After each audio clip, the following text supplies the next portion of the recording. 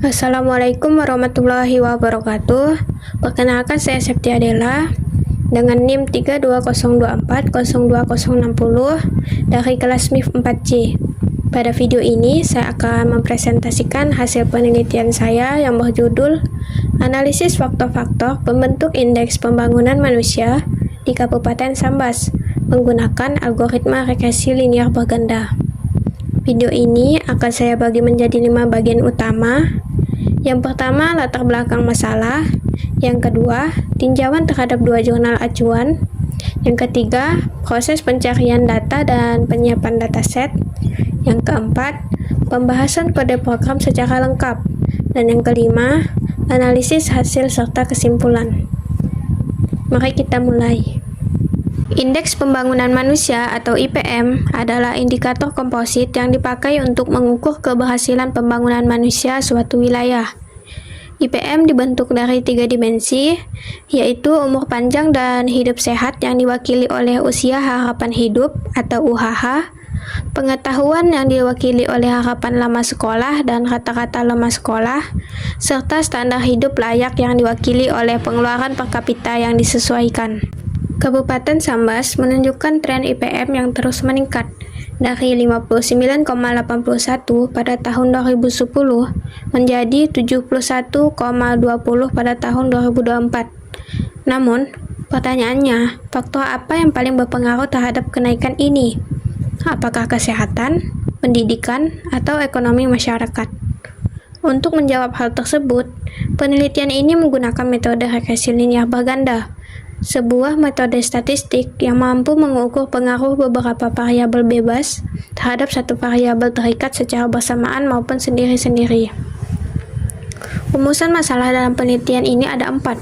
Yang pertama, bagaimana pengaruh keempat variabel secara simultan, bagaimana pengaruh masing-masing secara parsial, variabel mana yang paling dominan, dan seberapa besar kemampuan model menjelaskan variasi IPM.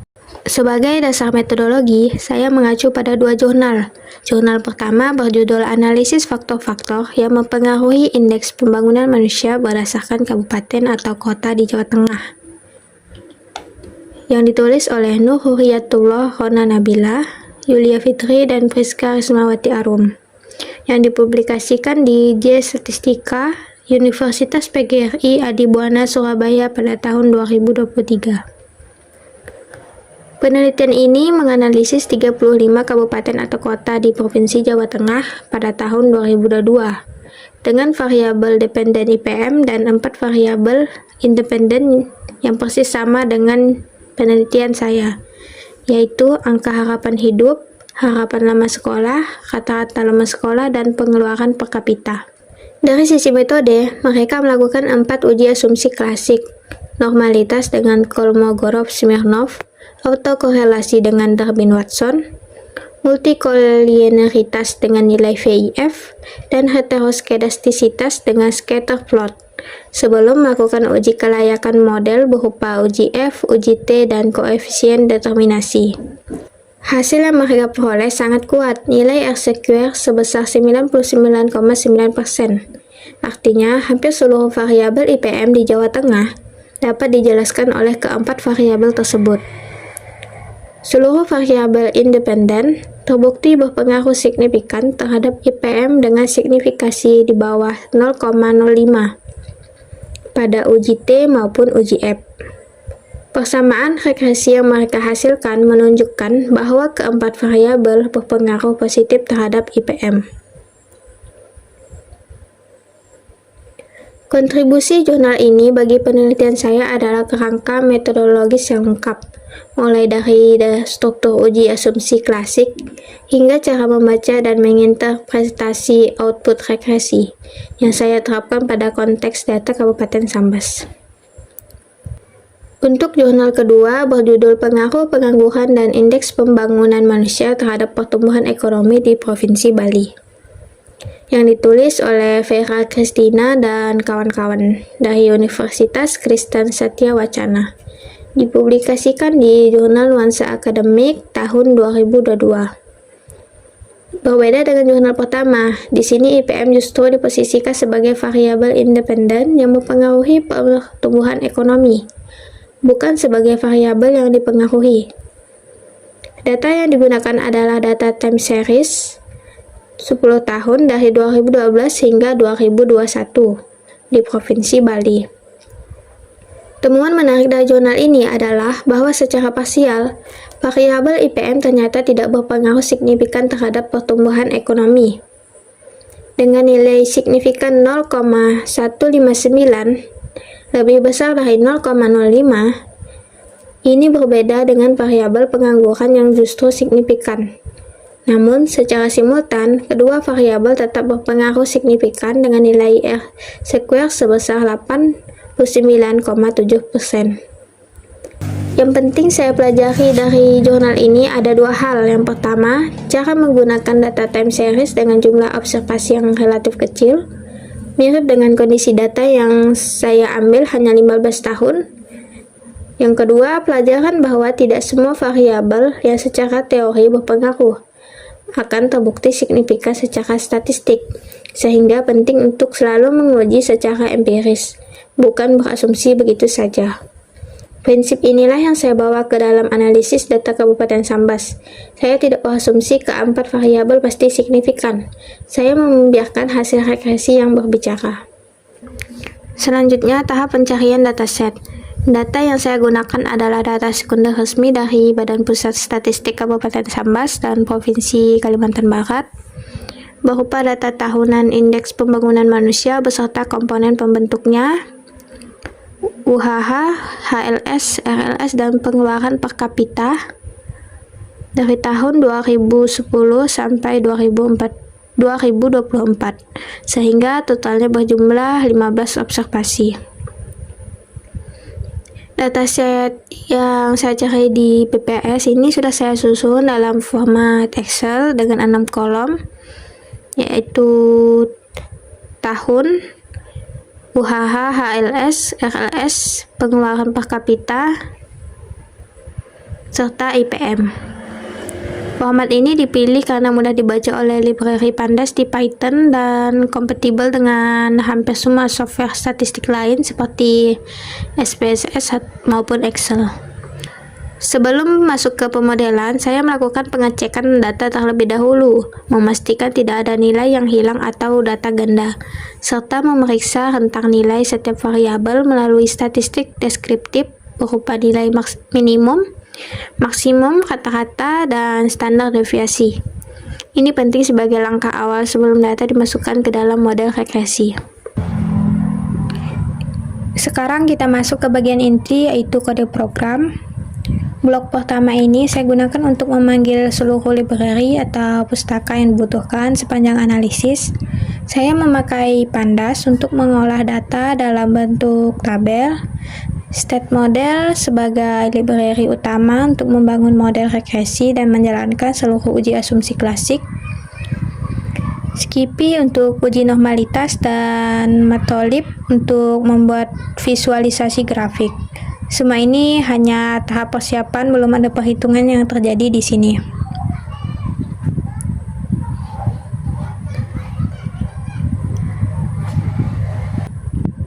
Lanjut ke blok kedua, yaitu memuat dataset.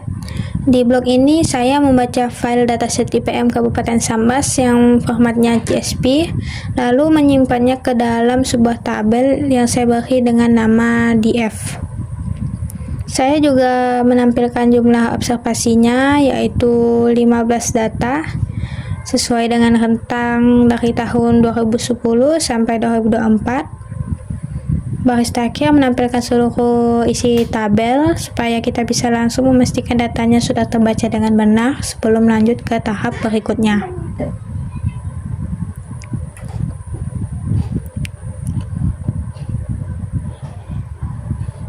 Selanjutnya, saya menghitung statistik deskriptif untuk kelima variabel penelitian, yaitu nilai minimum, maksimum, rata-rata, standar deviasi. Bagian ini saya buat mengikuti format yang sama seperti pada jurnal acuan pertama, supaya nanti hasilnya bisa langsung dibandingkan. Dari sini kita sudah bisa melihat gambaran umum sebaran data sebelum masuk ke pemodelan.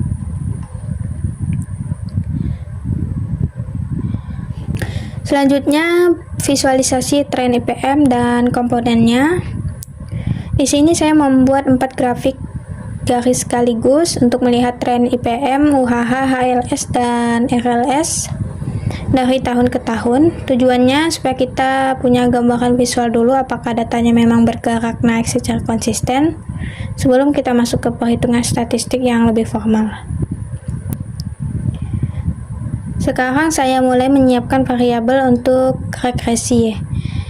X saya isi dengan 4 variabel independen, yaitu UHH, HLS, RLS, dan pengeluaran. Sedangkan Y saya isi dengan variabel dependen, yaitu IPM. Saya juga menambahkan kolom konstanta dan menggunakan add constant supaya model nanti punya nilai integer, bukan dipaksa melewati titik nol. Ini langkah wajib sebelum model regresi bisa dibangun.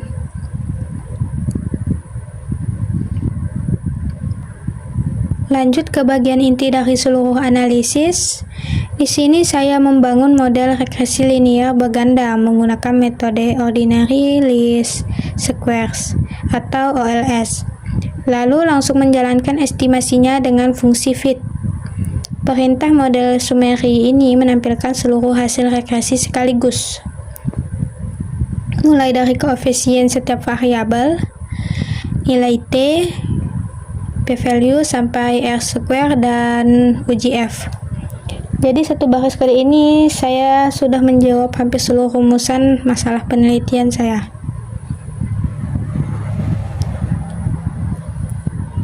Lanjut ke uji normalitas residual Shapiro-Wilk.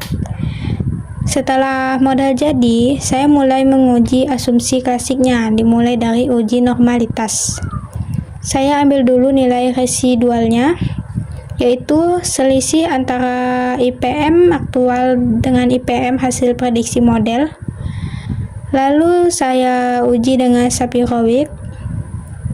Saya sengaja memilih Shapiro-Wilk, bukan Kolmogorov-Smirnov seperti jurnal di acuan, karena datanya kecil, hanya 15 observasi, dan Shapiro-Wilk memang lebih tepat untuk sampel sekecil ini. Aturannya sederhana, kalau p-value-nya di atas 0,05, berarti residualnya berdistribusi normal.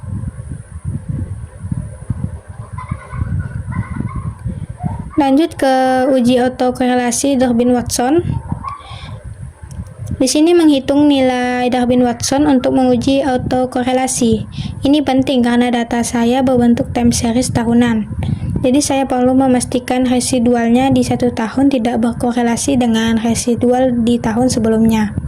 Patokan umumnya, kalau nilai DW mendekati angka 2, berarti tidak ada autokorelasi yang berarti. Lanjut ke uji multikolinearitas atau VIF. Di sini menghitung nilai VIF untuk setiap variabel independen. VIF ini mengukur seberapa besar variabel-variabel bebas itu saling berkorelasi satu sama lain. Kalau nilainya di atas 10, itu tandanya ada multikolinearitas yang kuat. Nanti akan saya tunjukkan. Justru di bagian inilah temuan menarik dari penelitian muncul, karena ada 2 variabel ternyata sangat berkorelasi. Yang terakhir ada uji asumsi klasik dari heteroskedastisitas. Saya gunakan uji Breius-Pagan. Uji ini melihat apakah sebaran residualnya konsisten atau tidak sepanjang data. Kalau p-value-nya sebesar di atas 0,05, berarti modelnya homoskedastis. Artinya, sebaran residualnya konsisten dan tidak ada masalah.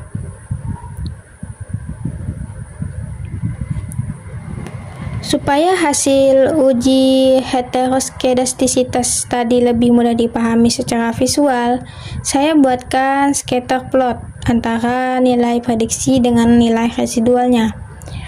Kalau titik-titiknya tersebar acak di atas dan di bawah garis 0 tanpa membentuk pola tertentu, ini memperkuat kesimpulan bahwa model homoskedastis sama seperti yang ditunjukkan pada scatter plot di jurnal acuan pertama.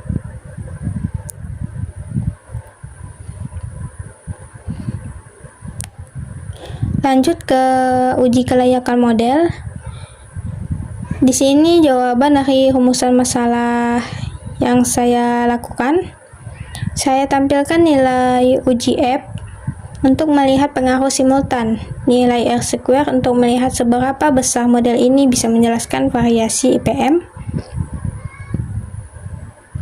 dan tabel uji T untuk melihat pengaruh masing-masing variabel secara parsial, lengkap dengan koefisien dan p-value-nya. Lanjut ke persamaan regresi dan interpretasi otomatis. Di blok ini saya susun persamaan regresinya secara otomatis dari koefisien yang dihasilkan model. Saya buatkan perulangan sederhana yang otomatis membaca apakah setiap variabel berpengaruh positif atau negatif dan signifikan atau tidak, lalu mencetaknya sebagai catatan interpretasi. Jadi saya tidak perlu menuliskan interpretasi satu persatu secara manual. Yang terakhir ada ekspor hasil. Nah, di blok ini digunakan untuk menyimpan seluruh hasil analisis ke dalam satu file teks, supaya nanti bisa langsung saya lampirkan ke laporan penelitian saya tanpa perlu menyalin ulang output satu persatu dari notebook. Dengan ini, seluruh proses kode program untuk penelitian ini sudah selesai dan kita bisa lanjut ke membahas hasilnya. Sekarang kita bahas hasilnya. Model regresi yang dihasilkan adalah IPM sama dengan 21,431 ditambah 0,369 kali UHH dikurangi 2,238 kali HLS ditambah 5,159 kali RLS ditambah 0,0014 kali pengeluaran.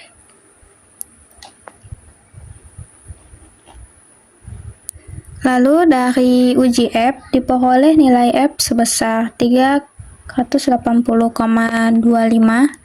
dengan nilai signifikasi mendekati 0, jauh di bawah 0,05. Artinya secara simultan keempat variabel UHH, HLS, RLS, dan pengeluaran berpengaruh signifikan terhadap IPM Kabupaten Sambas. Nilai R-square sebesar 0,9935 atau 99,35% menunjukkan bahwa model ini mampu menjelaskan hampir seluruh variasi IPM. Sangat konsisten dengan temuan jurnal pertama yang juga mendapatkan R-square di atas 99%.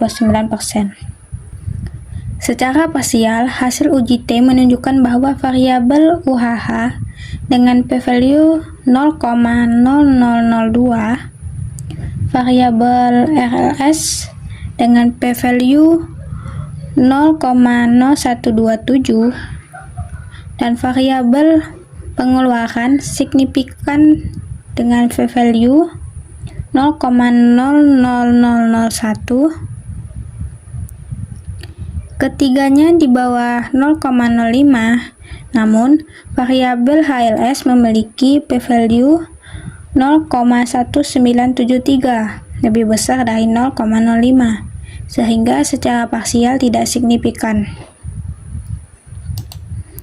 Temuan ini sejalan dengan pelajaran dari jurnal kedua bahwa tidak semua variabel secara simultan berpengaruh akan otomatis signifikan secara parsial.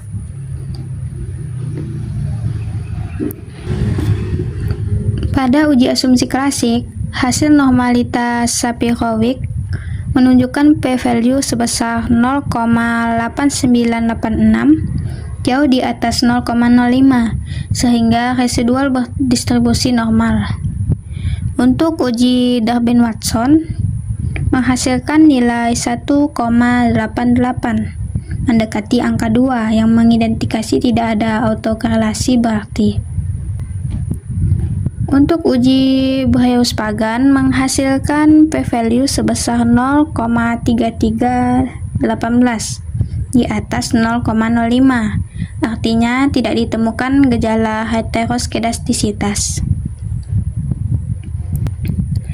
Yang perlu saya sampaikan adalah pada uji multikolinearitas, nilai VIF untuk variabel HLS mencapai sekitar 173 dan RLS sekitar 131, jauh di atas ambang batas 10. Ini mengidentifikasikan multikolinearitas yang sangat kuat antara HLS dan RLS. Hal ini masuk akal karena kedua variabel sama-sama mengukur dimensi pendidikan dan bergerak searah sepanjang waktu dalam data time series 15 tahun ini. Kondisi inilah yang memungkinkan menyebabkan koefisien HLS bertanda negatif dan tidak signifikan. Meskipun secara teori HLS seharusnya berpengaruh positif terhadap IPM. Sebuah gejala klasik saat dua variabel yang sangat berkorelasi dimasukkan bersamaan ke dalam satu model regresi. Dengan demikian, meskipun model ini secara keseluruhan sangat baik dari sisi R-square dan UGF, interpretasi koefisien individual HLS perlu dibaca dengan hati-hati dan menjadi catatan penting bagi pengembang selanjutnya, misalnya dengan menggabungkan HLS dan RLS menjadi satu indeks pendidikan, atau menggunakan metode regresi yang lebih tahan terhadap multikolinearitas seperti regresi Ricci. Sebagai kesimpulan, yang pertama, secara simultan, UHH, HLS, RLS, dan pengeluaran per kapita berpengaruh signifikan terhadap IPM Kabupaten Sambas dengan R-square 99,35%. Yang kedua, secara parsial, UHH, RLS, dan pengeluaran terbukti signifikan, sedangkan HLS tidak signifikan akibat multikolinearitas dengan RLS. Yang ketiga, variabel pengeluaran per kapita dan UHH menunjukkan pengaruh paling konsisten dan signifikan terhadap IPM. Yang keempat, model regresi linier berganda ini terbukti secara layak digunakan untuk menjelaskan pembentukan IPM di Kabupaten Sambas, sejalan dengan temuan pada kedua jurnal acuan. Penelitian ini memberikan gambaran empiris bagi pemerintah daerah bahwa peningkatan usia harapan hidup melalui layanan kesehatan, peningkatan rata-rata lama sekolah, dan peningkatan daya beli masyarakat adalah 3 area intervensi paling strategis untuk mendorong pertumbuhan IPM Kabupaten Sambas ke depannya. Demikian presentasi dari saya. Kurang lebihnya saya mohon maaf. Terima kasih atas perhatiannya. Wassalamualaikum warahmatullahi wabarakatuh.